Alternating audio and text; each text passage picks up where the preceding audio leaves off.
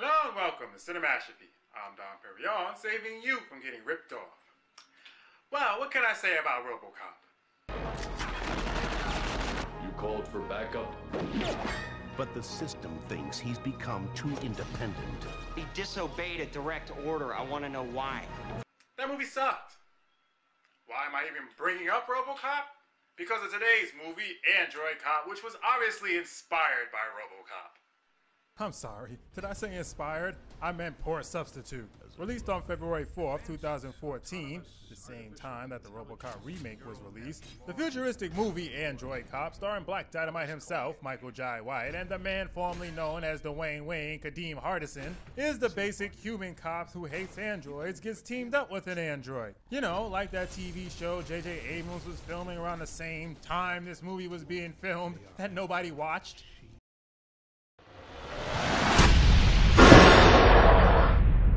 Wait a minute.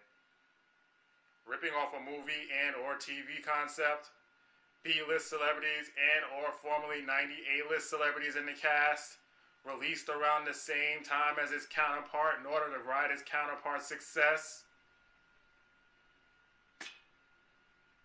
I'm in the asylum again, aren't I?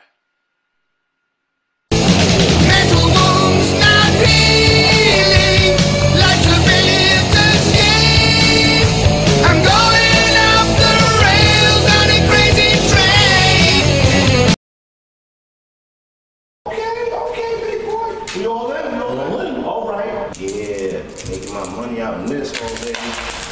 What the? Oh, bets! Oh! Oh!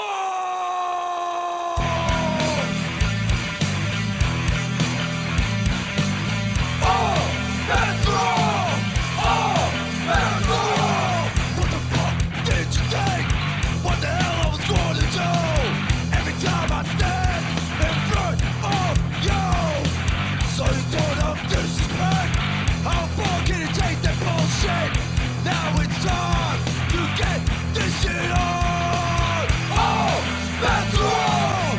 Oh, that's wrong. Oh, that's wrong. Oh, that's wrong.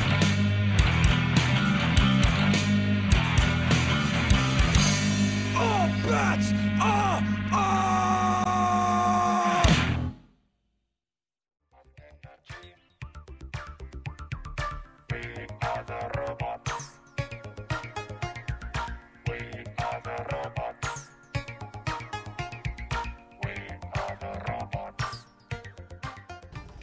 The movie starts out in Los Angeles in 2037 in an area called Zone 12.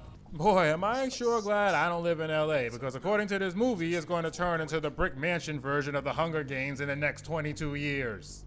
I guess you Californians better stock up on your Polish Springs. Beverly Hills. This place sucks. Think it sucks now? Should have seen it before the quake. So LA was hit by an earthquake that was so big, LA was basically turned into a wasteland that looks like it's full of radiation, and people still live there.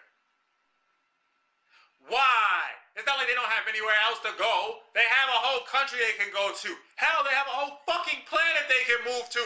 So why don't they do that? You don't see people in Chernobyl still setting up shop there after their disaster. And let's just say only part of LA is like this. I can't understand why only parts of LA would look like this if in fact it was the big one. Not unless it was caused by the fucking mole man on a personal vendetta against those areas for being shunned by the beautiful people. But let's just go with it. Even if there's no radiation in those parts, there's still no food and no water. So why the hell would anyone set up shop there? And don't give me that because they're homeless or criminals bullshit, because even homeless people and criminals have to eat. And I know there's some asshole out there saying, well, that's a perfect place for criminals to hide because there's no one there. No, it isn't, because there's no one there. You stick out like a hard dick in shallow bath water. Hammond, copy. This is Hammond. What the hell are you doing in the zone? No, don't answer that. You got some action coming your way. Yeah, what kind of action? It's Dex Mulder. You want to take me now or later? You see? Michael Jai White plays a cop named Hammond who, according to what we just heard, is out there for no reason since the terrorist group led by a guy named Dax just happened to arrive there after him and his partner does. Maybe Hammond spent most of his childhood playing Call of Duty, and this was his way of living out his childhood fantasy. Go after Dex.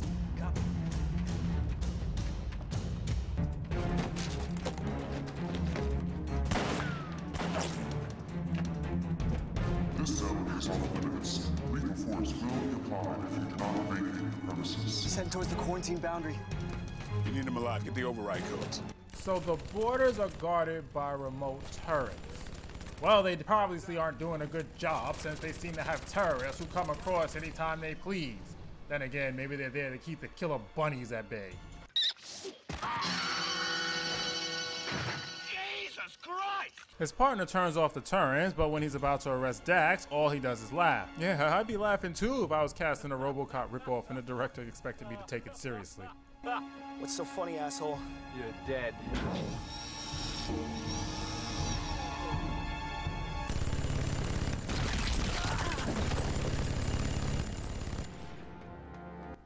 Then the screen fades to black and we cut to an entirely different scene. I have no idea where we are, or what we're doing, what time it is, what year. All I know is that it's daytime, and I can't even trust that with this Twilight-esque saturation of the screen. Christ movie, you can't just fade to black and cut to a completely different scene without any time reference. It confuses the audience. Don't you fucking dare. We're not doing that. It's not funny, it's just stupid. Anyway, Hammond is on board of one of the ships left over from the war against Skynet, along with Sergeant Jones, played by Kadeem Hardison, as they head into the same area we saw earlier, which is known as the Zone. At least I think there's one. Maybe there's more. I'm not really sure, since so far this movie has done absolutely nothing to keep my interest. Seriously, Twilight kept my interest more than this movie. It was boring as shit, but at least it kept my interest. Why are they radioactive? Well, the quake took out 3 local power stations, fusion reactors. Fortunately, there wasn't a full meltdown, but they did release some of the bad stuff. Who the hell would want to live there? You know, when you write a script that points out its own damn flaws, you should burn it and consider a new career in life, like pastry froster. Do the math. It's like Club Med for criminals. Yeah, if you're looking to grow 3 heads or develop superpowers, it's just dandy. Well, some of the people there don't have a choice. Oh, bull fucking shit! They can't go to the next fucking state, or country even. Canada and Mexico are right there. Wait, what am I saying? Unless LA has broken off and become its own island, they could just walk to the next fucking city. And even then, they'd have to have a bridge of some kind to interact with the rest of civilization, because I doubt that one fucking earthquake destroyed the rest of the world. There is logic in what he says. They're heading into the Zone to once again try and capture Dax, because that worked out so well for him in the first time. The locals considered him to be some kind of Che Guevara. Do not be fooled. Take him out. We take out over 1/5 of the drug trade in the Zone. I'm sorry, what? Take him out. We take out over 1/5 of the drug trade in the Zone. Well, let me get this straight. You're going to a contaminated quarantine area that no one should be living in anyway to stop a drug dealer from dealing drugs in a contaminated quarantine area that no one should be living in anyway.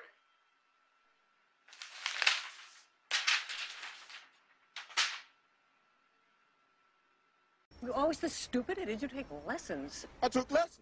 Why do they care about a drug dealer dealing drugs in the quarantine zone? It's not like these people who are stupid enough to stay here have anything to live for anyway, since they're probably dying a slow, painful death due to radiation poisoning. Why not let them enjoy what little happiness they might find in their miserable lives? Hell, if it's marijuana they're selling, it probably eases the pain and nausea from being sick.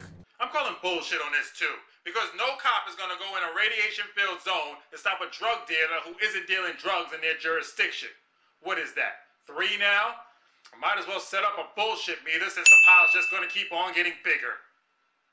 When they raid Dex's place, they find an old lady sitting in a rocking chair who doesn't even bat an eye seeing police busting down her door. You'd think she'd scream or jump out of her skin, but no, she just continues rocking in her rocking chair. This should be an indicator that the old bag has seen some shit and shouldn't be taken lightly, but of course they take her for a helpless old lady with an extremely bad case of psoriasis. Predictably, Dex is hiding in the back room, and once he makes his presence known, all hell breaks loose. And it feels like I am just too close to love you. There's nothing I can really say. In the midst of all the chaos, Dex escapes along with this woman he was meeting, so Hammond has to chase after him, which coincidentally is the exact same time the backup they called earlier arrives in the form of Android Cop.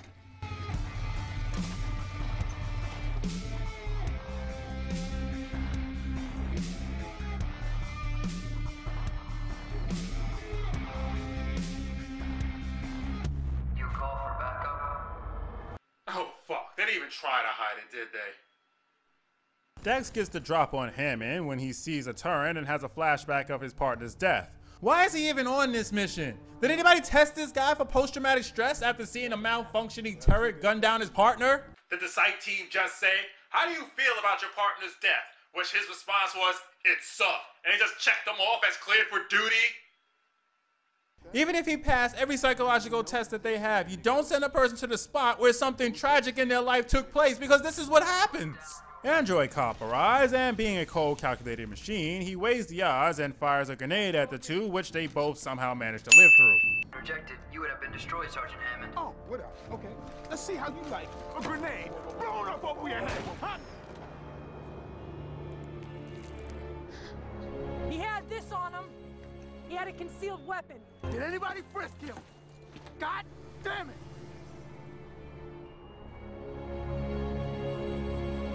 Seriously? Could you have made them being a villain any more obvious? You might as well play some dramatic villain theme at the end of his tirade. Did anybody frisk him? God damn it!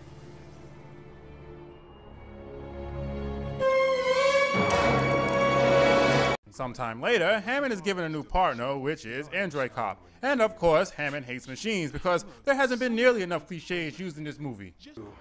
Formally introduce you to Advanced Autonomous Artificial Intelligence Neural Net Law Enforcement Droid I-1. Advanced Autonomous. Look, that's too long. I'll call you Andy. You could call me Officer 1. Sure. How do you do? Do what? Oh, for fuck's sakes. Maybe I should throw up a cliche meter as well. The crooked cops are trying to figure out who sent Andy there and why. I'll give the movie this much, at least they didn't try to pretend the obvious bad guys weren't the obvious bad guys, so points for that, I guess. Do you think Internal Affairs sent him? No, we got them some bitches locked up tighter than a frog's ass in a tsunami. No, he's not working for IA. A froze ass in the... What? What the fuck are you saying? English, motherfucker! Do you speak it? They get a jumper call in which Hammond tries to use the ever-successful organ donor tactic to talk him down. Are you by any chance an organ donor? Well, as you may know, organ donation has saved countless lives, and don't you think it's a good thing to consider from a man in your situation? It may sound stupid, but it happens to be the LAPD's most highly successful way of dealing with jumpers, seconded by shooting them in the head. Most people your age who donate their organs are in terrible accidents, and not all of their organs are even useful. Well, if he wasn't depressed enough to jump before, he sure as hell is now. The situation is resolved by Andy simply calling the guy's girlfriend. You gotta love it when the unemotional band of circuit boards can figure out the problems related to a woman and the human male can't. Hammond didn't even bother to ask him what the problem was. He just started talking about organ donation because nothing says I really care about your well-being like give me your organs. And he's supposed to be one of their top cops. Right. They get a request from the mail's office to look for his missing daughter. Well, kind of missing, that is. You see, some time ago, a few years I think, his daughter was in an accident in which she lost the use of her legs, so her father kept her sedated and placed her in a surrogate before waking her up. I'm adding another count to the bullshit meter for ripping off another movie.